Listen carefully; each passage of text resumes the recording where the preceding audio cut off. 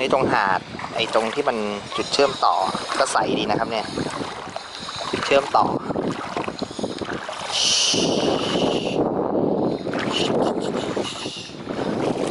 ไม่ถึงขนาดใสแบบว่าเหมือนพวกอันดามันอะไรอย่างเงี้ยแต่ใช้ได้นะดีกว่าพัทยาบางแสนนะโอเคเดี๋ยวเราจะกลับที่พักกันนะครับผมนี่เริ่มจะประมาณ4 โมงได้แล้วมั้ง4 โมงเย็นก็ไม่มีอะไรครับเงียบเหมือนเดิม